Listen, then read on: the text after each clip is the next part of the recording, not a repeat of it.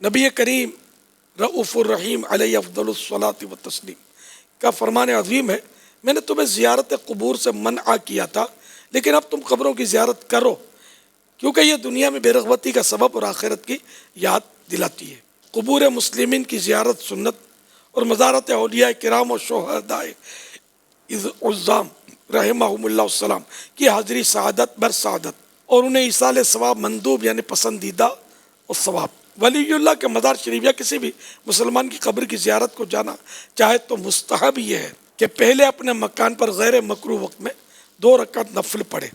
ہر رکعت میں سورۃ الفاتحہ کے بعد 1 بار آیت الکرسی اور 3 بار سورۃ الاخلاص پڑھے اور اس نماز کا ثواب صاحب قبر کو پہنچائے۔ اللہ پاک اس فوت شدہ بندے کی قبر میں نور پیدا کرے گا اور اس ثواب پہنچانے والے شخص کو بہت زیادہ ثواب عطا فرمائے گا۔ مزار شریف یا قبر کی زیارت کے لیے جاتے ہوئے راستے میں فضول باتوں میں مشغول نہ ہوں، قبر کو بوسہ نہ دیں، نہ قبر پر ہاتھ لگائیں، بلکہ قبر سے کچھ فاصلے پر کھڑے ہو جائیں۔ قبر کو سجدہ تعظیمی کرنا حرام ہے اور اگر عبادت کی نیت ہو تو کفر ہے۔ قبرستان میں اس عام راستے سے جائے جہاں ماضی میں کبھی بھی مسلمانوں کی قبریں نہ تھیں۔ جو راستہ نیا بنا ہوا ہو اس پر نہ چلے۔ رد المحتار میں ہے، قبرستان میں قبریں پاٹ کر جو نیا راستہ نکالا گیا ہو اس پر چلنا حرام ہے، بلکہ نئے راستے کا صرف گمان یعنی شبہ ہو تب بھی اس پر چلنا ناجائز و گناہ ہے۔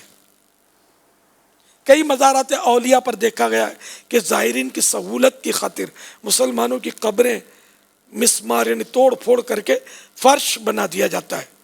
ایسے فرش پر لیٹنا، چلنا، کھڑا ہونا، تلاوت و ذکر و اذکار کے لیے بیٹھنا وغیرہ حرام ہے۔ دور ہی سے فاتحہ پڑھ لیجیے۔ زیارت قبر میت کے مواجہہ میں چہرے کے سامنے کھڑے ہو کر ہو اور اس قبر والے کی پائنتی یعنی قدموں کی طرف سے جائے، یعنی جب بھی قبر پر جائے تو اس کے قدموں کی طرف سے جائے کہ اس کی نگاہ سامنے ہو، سرانے سے نہ آئے کہ اسے سر اٹھا کر دیکھنا پڑے۔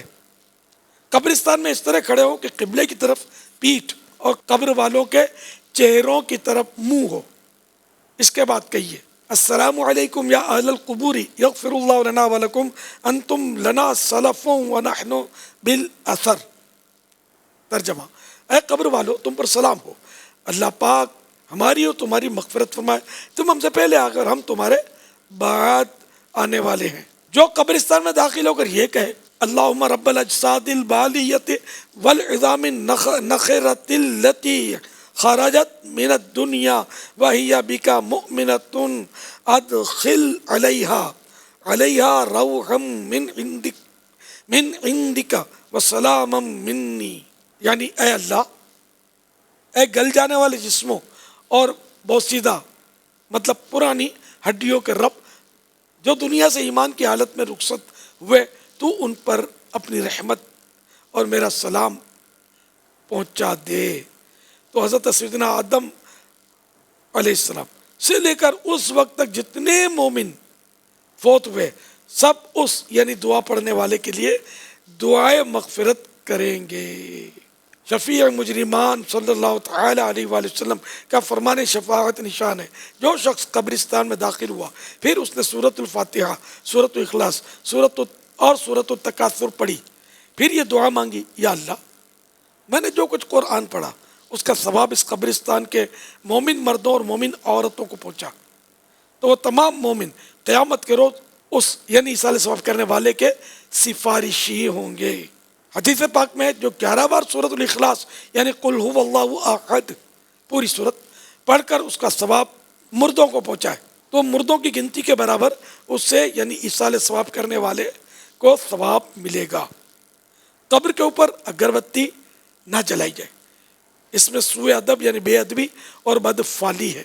ہاں اگر حاضرین کو خوشبو پہنچانے کے لیے لگانا چاہیں تو قبر کے پاس خالی جگہ ہو وہاں لگائیں، کہ خوشبو پہنچانا محبوب یعنی پسندیدہ ہے۔ اعلیٰ حضرت رحمۃ اللہ تعالی علیہ ایک اور جگہ فرماتے ہیں، صحیح مسلم شریف میں حضرت عمرو بن عاص رضی اللہ تعالیٰ عنہ سے مروی، انہوں نے دم مرگ یعنی بوقت وفات اپنے فرزند سے فرمایا جب میں مر جاؤں تو میرے ساتھ نہ کوئی نوحہ کرنے والی جائے نہ آگ جائے۔ قبر پر چراغ یا موم بتی وغیرہ نہ رکھے کہ یہ آگ ہے۔ ہاں رات میں راہ چلنے والوں کے لیے روشنی مقصود ہو تو قبر کی ایک جانب خالی زمین پر موم بتی یا چراغ رکھ سکتے ہیں۔